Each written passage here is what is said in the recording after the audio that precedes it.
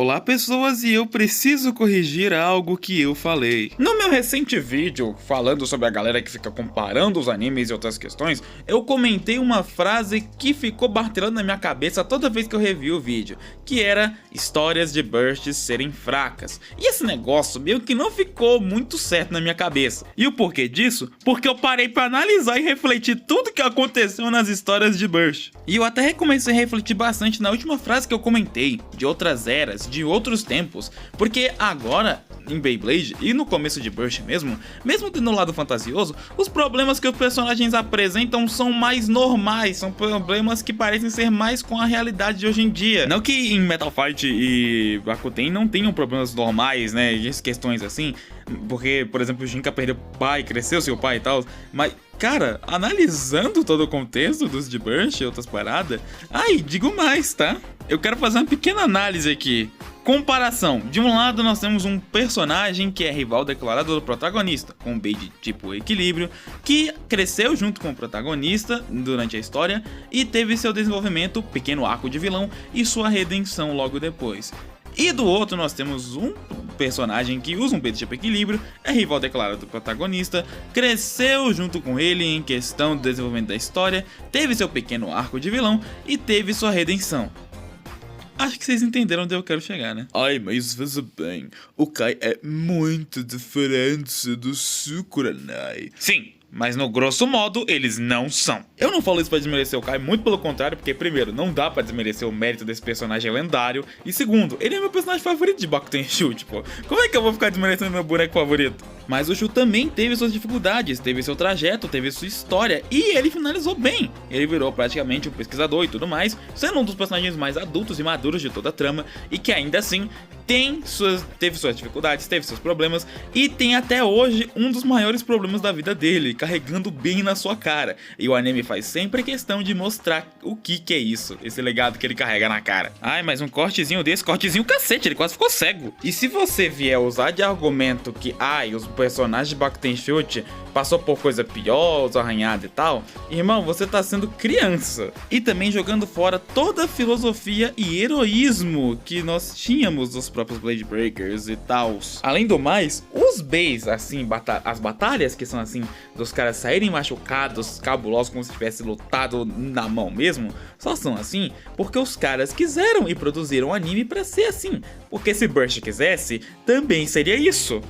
Parece até que personagens super poderosos não podem ter uma vida normal com a família, né, Gohan? Que agora você tá adulto e tal, você quer viver a vida com a tua família, com a tua esposa, tua filha, mas não, né? O povo tem que ficar no teu ouvido. Gohan Raiz é o Gohan do Z, Gohan Raiz é o Gohan Especializador, Gohan Raiz Matador, o Caçutara 4. Tomar no... Mas agora vamos voltar um pouco a fita, vamos dar uma rebobinada e voltando ao Beyblade, vamos ver a questão da história dos protagonistas e o contexto em que elas se encaixaram. Lembrando que isso aqui não é um vídeo pra querer fazer você mudar de opinião, mas sim você só dê uma degustadinha, ver um pouquinho ali e tal, saborear um pouquinho com mais de respeito, né, as temporadas, e ter uma visão um pouco mais interpretativa das coisas e de tudo que os personagens passaram. Então, vamos lá.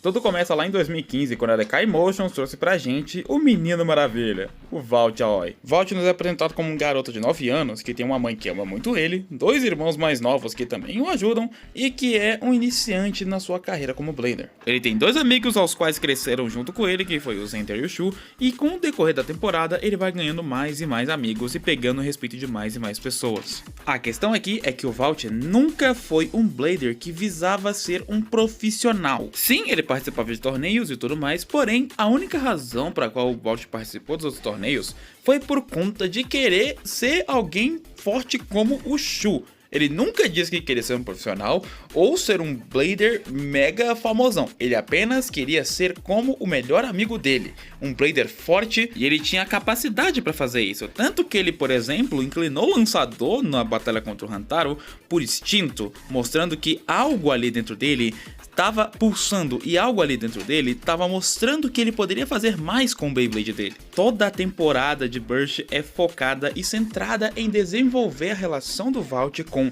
o seu eu interior no quesito de experiência, pois ele não tem a experiência, e a temporada mostra que com o tempo ele ganha essa experiência, ele ganha o conhecimento necessário, as técnicas de lançamento, os fundamentos, tudo isso para acarretar no final espetacular, que é o que? O azarão consegue força de vontade o suficiente e experiência para bater de frente com o mais top do Japão. O que para muitos pode ser uma promessa besta, pro Vault era o que importava muito, algo que valia como o mundo inteiro.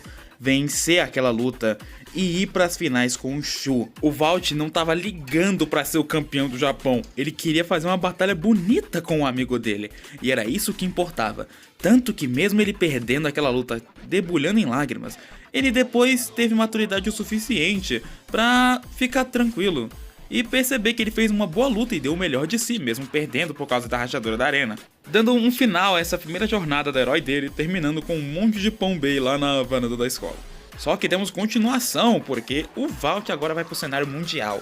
Por conta de ter enfrentado o Lui e quase vencido, ele ganhou reconhecimentos bastante para ir para um time grande lá fora na Espanha. E agora a pressão era maior sobre o garoto, pois ele agora não estava só batalhando por si mesmo, ele estava batalhando por uma equipe, por uma família, por toda uma galera que se ajudava, se apoiava, treinava junto para dar o melhor de si e se tornar a melhor equipe de todas, dando esse contexto a essa parada do cenário mundial e de que não tem lugar para individualismo aqui. Temos que trabalhar juntos aqui. Isso tudo enquanto ele deve estar com a pressão de não saber onde está o amigo dele, perdido por aí, e depois descobrir que ele estava sendo cobaia de experimentos, sendo um Blader que estava por aí caçando duelos alheios, fazendo escambau e o terror, descobrindo de repente assim, e com o amigo dele rejeitando ele. E tudo isso sem ter tempo de processar as coisas, sem ter tempo de engolir o choro, sem ter tempo de tentar conversar com ele. Tendo ele que então vencer todo um torneio individual,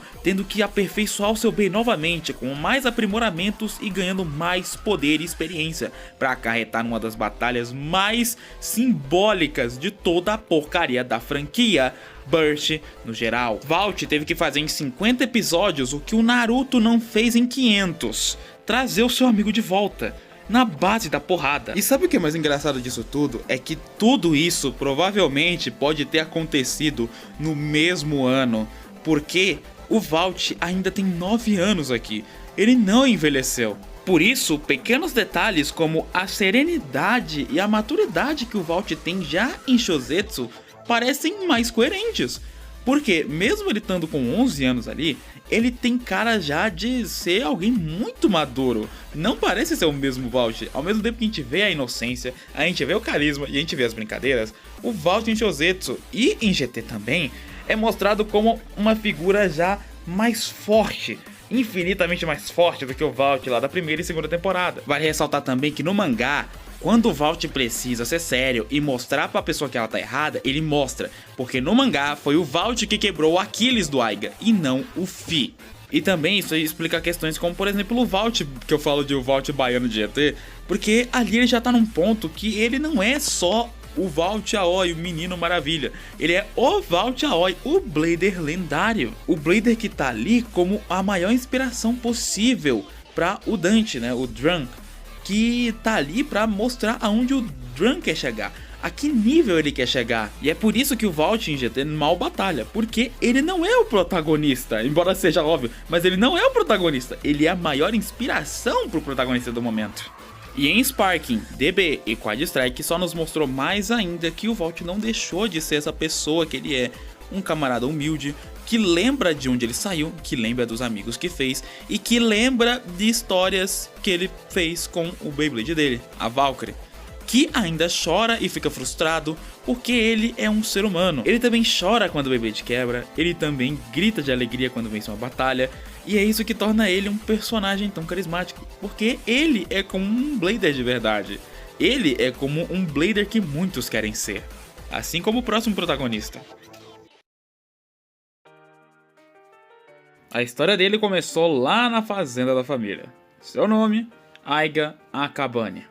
Também com uma mãe que ama muito ele, seu pai principalmente, rigoroso, mas tem sempre razão, e a sua pequena irmãzinha. O garoto tinha o passatempo de subir em árvores e ficar fazendo parkour, o que mostra que desde o começo, Aiga já tinha uma coisa que o Vault não tinha de começo: a força física. Desde o começo nós vemos o Aiga aparecendo como esse garoto acrobático e que tem uma força acima da média, e isso não se deixou levar durante o tempo, muito pelo contrário, foi bastante ressaltado na verdade. E essa paixão e esse fogo de se tornar como seu herói Aquiles aumentou ainda mais quando ele viu um Bey Turbo em ação, a Winning Valkyrie, e criando assim também para si o Z Aquiles. Uma das coisas mais interessantes no anime como um todo é como o Aiga não tem um lançamento fixo. Ele muda várias e várias vezes o seu lançamento, em busca de descobrir o verdadeiro caminho para se tornar poderoso igual Aquiles. E tudo isso num crescimento bastante acelerado. Isso porque o Aquiles é um Bey consideravelmente forte e o Aiga é um Blader com um espírito forte. Porém, com esse espírito forte, ele também tem uma raiva bastante forte. Raiva essa que consegue por um tempo ser maior do que a sua razão. E essa raiva interminável gera em querer mais poder. E essa sede de poder cega o garoto que uma vez vinha como querer virar um herói e acaba se tornando um vilão, não só para si mesmo, mas para todos, inclusive o seu Bey, causando a sua queda. Mas o Aiga não é do tipo de pessoa que fica largada no chão. Ele foi atrás de seus amigos, reaprender tudo do zero, reaprender os fundamentos, reaprender estratégias e refez o seu Bey. Aquiles despertou como Chose Aquiles e ele estava pronto para acabar com todo o mal à sua frente. A última luta de Aiga vs Fi é o término da jornada do herói, onde ele finalmente se provou corajoso bastante, poderoso de verdade, não porque ele era forte, mas sim porque ele defende os outros e defende o mundo Blader. Se existe um personagem que merece o título de herói, esse é Aiga Akabane, o campeão de Beyblade Burst e um verdadeiro herói, e que sabe que mesmo que ele não seja forte o bastante para tal adversidade, ele vai lutar com tudo que ele tem. E quando ele perder, ainda terão aqueles que vão se erguer para lutar pelo que é certo, como o próximo protagonista. O Dante, sim, eu até digo que ele é um personagem simples, com uma motivação simples, mas ainda assim é complexo. De todos os protagonistas, eu diria que o Drum é um dos protagonistas que tem o maior coração, assim, por assim dizer. Ele é muito do tipo que faz as coisas antes de pensar, e às vezes isso pode prejudicar ele, mas às vezes também ajuda ele. Por conta de seus pais viverem viajando, ele acaba indo pro Japão, onde ele reencontra o seu tio Tango, onde ele também tem uma equipe de Beyblade, e lá ele começa a querer fazer parte dessa equipe de Beyblade, já que o começo de GT é justamente quando o Dante sai do BC-Sol. Baseado nas mais diversas situações que ele já viveu, ele tem como ideia e intuito com o Dragon querer se adaptar sempre. Por isso ele cria as bases Rock e Gram junto da base Ace pro Dragon, com o intuito de todas as vezes ele ter um preparo, ele ter como poder lidar contra adversários diferentes, de maneiras diferentes, às vezes sendo até das maneiras mais criativas possíveis, e junto disso o seu laço poderosíssimo com o Dragon, que desde o primeiro episódio já se mostrava bem ali, com o Dragon conversando com ele. E não apenas falando alguma coisa importante, como o Aquiles falou pro Aiga, mas sim conversando mesmo. Outra parada que eu vejo muito no Drum é o quanto ele não desiste das pessoas, e o maior exemplo disso é o próprio Delta. Um personagem totalmente contrário à questão de que o Drum dissesse que era amigo dele, totalmente apático quanto às situações e que apenas visava o próprio benefício, apenas visava ser o mais poderoso Blader e a estrela mais brilhante daquele céu. Delta claramente passou por um estágio de depressão no anime e que ainda assim conseguiu superá-lo.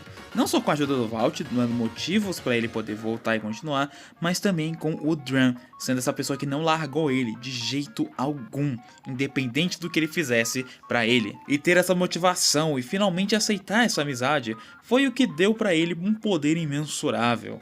Finalmente deu a ele o verdadeiro brilho que ele queria. O Drum é um protagonista que tem o dom de fazer as pessoas darem o seu máximo, e toda vez toda santa vez ele fala: eleve-se, dê o seu máximo. Ele não fala isso somente pro Dragon e pra si mesmo. Ele fala pra quem ele enfrenta. Ele fala pra quem está à sua frente. Eleve-se, dê o seu máximo, porque ele vai dar o seu máximo. E é esse tipo de amizade que essa temporada reforça, sendo uma pegada simples de poder da amizade, mas ainda assim trabalhada de uma maneira bastante madura, chegando ao ponto de o Dran querer fazer amizade com uma pessoa que tá confusa, que ela não entende o que é uma amizade de verdade, ela não entende sentimentos verdadeiros, ela não entende se colocar no lugar de alguém, pois ela nunca teve alguém para se colocar no seu lugar. Mesmo que tenha a trama do Arthur e tudo mais, a ideia principal é a questão do Gwyn abrir seus olhos e finalmente pensar com o coração, realmente aceitar uma amizade nova e conhecer coisas novas. O Dran mostra pra nós que o mundo é belo e colorido, e que às vezes há coisas que não podemos fazer sozinhos. Mas isso em específico, eu vou deixar outros dois protagonistas falarem. Na nossa história dessa vez, vamos falar sobre dois irmãos da família Hisashi. Os irmãos Hisashi, Hikaru e Hyuga, os protagonistas de Sparking. Logo de cara a gente já vê o quanto eles são diferentes no quesito personalidade, design e estilos de luta. Tanto que, falando sobre o Hyuga, por exemplo, ele já é um garoto mais animado, extrovertido, que se diverte bastante e às vezes até utiliza de sons de onomatopeias para se comunicar, o que é algo bem divertidinho e fofinho, futuramente mostrado no anime. Ele tem como bem o Super Hyperion, que mostra bastante a sua personalidade explosiva e carisma. Para alguns um pouco irritante, para outros bastante divertido, e para mim um personagem que eu gosto bastante. E o Hyuga também representa esse diamante bruto, que é aquele Blader que tá no começo, que ainda precisa ser lapidado, ainda precisa de experiência e tem um potencial enorme pela frente. Já pelo outro lado a gente vai ter o irmão mais velho do Hyuga, o Hikaru, que diferente dele já tem um base de coloração azul, o King Helios, um base tipo equilíbrio que visa ter vários estilos e meios para derrotar o seu oponente, sendo dois modos diferentes, uma ponta mais interessante no quesito de equilíbrio e outras diversas estratégias que o Hikaru inventa, pois o Hikaru compensa o que o Bei não tem na força, o que ele tem na estratégia, desde golpes de provocar e intimidar o oponente até mesmo contra golpes bem executados. O Helios junto do Hikaru são uma dupla bastante interessante e que mostra que ambos os dois irmãos desde o começo já foram feitos para se complementar, e que mostra que desde o começo esses dois já estavam fadados a ficar juntos, sejam por conta de serem irmãos ou seja por conta de seus Beis serem mais fortes combinados. Toda a temporada é preparada e orquestrada para mostrar que esses dois são o futuro do Beyblade e que eles estão treinando e se esforçando para isso. A cada vitória e derrota, passando de lenda por lenda, a cada mini arco que nós temos nessa temporada, Hikaru e Hyuga vão melhorando não só como Bladers, mas também como irmãos. Sem contar pequenos detalhes como as sincronias não intencionais que esses dois têm às vezes fora da arena, seja se assustando juntos ou seja rindo juntos, reforçando nem que seja um pouquinho essa irmandade forte que esses dois caras têm. E ainda assim mostrando que ambos têm objetivos próprios e vontades próprias, seja o Hyuga tendo como preferido das lendas o Vault e lutando com ele, sendo algo muito legal e muito divertido de se ver, o Hikaru preferindo o Aiga e sendo ele o herói pra ele. Lembra que o Aiga se tornou um herói de verdade? Pois é, o Aiga é o herói do Hikaru, por exemplo, sendo a principal inspiração para essa parada de poses heróicas e as frases de heróis nunca desistem que o Hikaru fica falando. E o principal de tudo, eles brigam. O fato desses dois brigar já mostra que eles não são só personagens feitos para marketing, e sim pessoas reais, com sentimentos e vontades diferentes, até porque pessoas brigam entre si e irmãos brigam mais ainda, experiência própria. Mas quando eles percebem que agora o bastão está sendo jogado para eles, que a responsabilidade agora está nas mãos deles, eles percebem e se juntam quando precisam. O que os irmãos enfrentaram juntos foi simplesmente um prodígio em ascensão, um personagem forte para um senhor cacete. Desde o começo é criada essa narrativa desse personagem misterioso, Lane Valhalla, com seu Bei de defesa, uma parede que se fecha a todo e qualquer sinal e resquício de trabalho em conjunto, apenas sendo individualista, querendo apenas o poder para si mesmo e percebendo no fim que isso não era um jeito legal de batalhar e ficou um vazio dentro de si. Vazio esse que finalmente alguém preencheu, E foram esses irmãos. E finalmente abrindo essa carapaça dessa pessoa arrogante e egoísta e mostrando pra ela o que é um Beyblade de verdade. E o que é um trabalho em equipe de verdade, o que é uma união de verdade, o que são batalhas em dupla de verdade. Se fosse pra resumir até, seria a união faz a força, mas ainda assim, olhar pra esses personagens, se identificar com eles, principalmente a galera que tem um irmão mais novo, é impossível depois você não ficar olhando, cara, não tinha dois personagens melhores do que dois irmãos gêmeos pra se colocarem em um trabalho em dupla. Mas às vezes há pessoas que não têm com quem fazer uma dupla. Pois é, e o próximo protagonista sabe disso muito bem. Anti-herói é o termo que designa o protagonista que não possui as virtudes tradicionalmente atribuídas aos heróis. Eu creio que esse sim é o termo correto para se classificar o nosso protagonista de agora, já que se for para ele ser o vilão, ele é o vilão dos outros personagens. Mas de qualquer forma, Bell Daikokuten é tudo menos um herói. Pelo menos não um herói convencional, não com uma capa vermelha, mas sim vestido de preto. E que só eu gosto dessa porcaria desse personagem. Que saco! Diferente dos outros protagonistas, Bell não tem vivido com seu pai ou mãe ou coisa do tipo. Ele vive na sua mansão junto com o avô dele, o Jindimon Daikokuten. E olha, eu não acho que essa escolha tenha sido muito à toa, porque se for pra parar pra pensar, nós temos um Blader que parece ter características mais voltadas para a ideia gótica da coisa, com um Bey, meio que morcegão, coisa do tipo, um mordomo, que no caso é o avô dele, né, e que mora numa mansão assim e tal, meio que justiceiro assim, meio diferente, tem uns apetrechos. Então se você já entendeu com quem que eu tô comparando, meu amigo, Bell é um Bruce Wayne, seu Bey é o Batman e os pais do Bell provavelmente...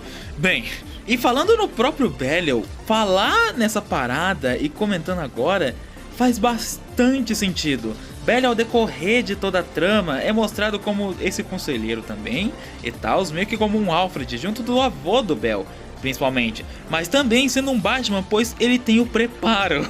Bell, não ironicamente, é mostrado como essa figura dessa criança que não tem um poder bruto como o Aiga, não tem toda a experiência do mundo como o Vought, não é mega contagiante e alegre como o Dran, ou tem um esforço de trabalho duro em equipe como os dois irmãos, mas sim essa característica de saber aprimorar o seu Bey como ninguém, sendo claramente e mostrando ao decorrer da sua série, das suas séries no caso, que ele vai ganhando experiência e mais apetrechos e coisas para melhorar o Belial. O Portão Fantasma é claramente uma alegoria a Gotham City, um lugar onde só o Batman vai suportar, um lugar onde só o Batman vai estar lá para combater o crime, um lugar onde só o Bell vai estar lá para lutar, mas lá também é onde ele se isola. No anime é claramente mostrado que o Bell nunca saiu praticamente do Portão Fantasma para lutar com Bladers ao redor do mundo, e quando ele saiu de lá, ele viu o quão diferentes são os Bladers e os Beys ao redor do mundo. E ainda assim o efeito contrário aconteceu, que foi os Bladers verem o quanto o Bell é um Blader poderoso, um Blader que estava isolado aí, separado do mundo, e que agora que tá à mostra, tá ocupando aí este lugar como um dos Bladers mais fortes existentes. A magia do Bell tá nessa questão dele querer mostrar a sua marca e deixar ela bem à mostra para todo mundo ver. O único Blader que se forçou bastante para querer ficar pronto para todo tipo de duelo. Até porque ele é uma criança, e crianças gostam de chamar atenção. E ele consegue fazer isso com muita maestria, devo dizer. Mas futuramente ele amadureceu e fez amizade com uma personagem bastante interessante. Uma nova temporada de Burst foi feita, e nela nos apresentou uma personagem mascarada, mas muito interessante, chamada Quadra. Porém, por outro lado, ela também era a Pre-Forsyth, uma personagem muito amável e muito bonitinha. Por um lado nós tínhamos ela, a Quadra, essa personagem totalmente cheia de si e confiante, essa Blader mascarada que exalava confiança, determinação e uma vontade de ser uma poderosa guerreira em combate, sendo praticamente imparável e ainda com a sua contagem regressiva de 1, 2, 3 e 4 na hora de eclodir seus oponentes. Mas que sem a sua máscara é a Pre-Forsyth, essa garota bastante brincalhona, carismática e que é bastante insegura, e essa insegurança é bastante trabalhada ao decorrer da temporada. E com isso descobrimos mais sobre a personagem. A Pri tá numa jornada em uma pesquisa sobre o poder elemental dos Bays, e isso é uma pesquisa feita pelo seu irmão mais velho, o Pax Forsyth. Ou seja, durante esse tempo todo, a Pri tentava se divertir, mas ela era subjugada pelas questões da obrigação dessa missão do seu irmão, forçada a realizar um sonho que não era dela, praticamente. E isso tudo enquanto tinha conflitos internos consigo mesma, entre ser a Quadra ou ser a Pri, tendo momentos em que ela não utilizava da máscara de Quadra para lutar. E ela só volta a ter essa questão dessa confiança, essa autoconfiança maior, lá mais pra frente na obra, depois de ter conversado com o Ken, o mesmo Ken lá da primeira temporada, e o Aiga, sendo dois personagens que ajudaram bastante na recobrança dessa autoconfiança que ela tem. E ainda por cima, com o Bell se mostrando se importar com ela ao decorrer das lutas e tudo mais, mostrando que ele se importa e que ele realmente fez uma amizade genuína com ela. Amizade essa que o Pax desaprova, porém esse era o gatilho final para Pri se soltar dessas amarras que o irmão tinha colocado nela, se soltar desse sonho que não era dela, se soltar desse controle que o irmão tinha colocado nela, nessa responsabilidade que ela não merecia e que ela não tinha, e tomando para si o Pandora. Nisso, com o Pax determinado a vencer um torneio organizado, só resta uma pessoa a conseguir derrotar ele, e é ninguém mais ninguém menos que o melhor amigo dela. O garoto sabia dos riscos, ele sabia quem ele estava enfrentando e ainda assim foi lá. Bell, acima de tudo, priorizou a sua amiga, priorizou salvar ela, priorizou vencer aquela luta, não para se provar mais forte dessa vez, não para se provar o verdadeiro Príncipe Sombrio, mas também para jogar na cara do Pax que ele estava errado e que a Pri, ou Quadra, ou seja lá como ela quisesse se chamar, ela estava livre para ser quem ela quiser e ser a Blader que ela quiser. E ao mesmo tempo mostrar para ele que ele não precisava se prender ao passado. Pax perdeu a oportunidade de batalhar no torneio mundial em Evolution, mas agora ele estava aqui. Esse era o momento que eles dois poderiam mostrar para o mundo o que eles são capazes. Bell queria mostrar para ele que agora era o momento dele também brilhar. Mostrar que ele também poderia deixar uma marca assim como todos os outros protagonistas deixaram. Quad Strike é uma temporada que não só traz a Pri como essa nova protagonista e personagem magnífica, como também melhora o Bell como um todo. Essa amizade criada entre os dois faz com que ambos se complementem muito bem. E por causa disso, essa temporada passa o mesmo ar que Burst tem pra Evolution, que a primeira temporada tem dá o início à jornada do Vault, e Evolution traz esse desfecho pra jornada do Vault assim, cabuloso. Assim como o Quad Drive tem esse começo da jornada do Bell e Quad Strike finaliza essa jornada dele. Não simplesmente mais uma temporada do Bell querendo deixar sua marca, mas sim uma temporada que traz uma nova personagem que agrega demais pro desenvolvimento do Bell, assim como ele também agrega pro desenvolvimento dela. A Pri é uma das personagens com o desenvolvimento mais humano possível nessa saga inteira de Beyblade Burst, e isso é muito bacana. Ela é uma das personagens mais legais que se tem e que eu pessoalmente falo que é muito legal poder chamar ela como uma das protagonistas dessa saga inteira. A companheira elemental do Príncipe Sombrio. Você pode se tornar alguém especial independente da sua origem. O verdadeiro herói é aquele que admite seus erros para futuramente acertar melhor ainda. Independente do que tente te derrubar, nunca perca a esperança. Com determinação bastante, nada vai ser impossível para você. Nunca pense que um trabalho duro nunca vai ser recompensado. Não deixe que pessoas limitem sua criatividade só porque elas não têm. E busque ser a melhor versão de você mesmo. Todas essas pequenas lições que podem ser tiradas desse animezinho bobinho e sem graça, de peões se colidindo. Anime esse que, nossa, tem uma animação porca, né?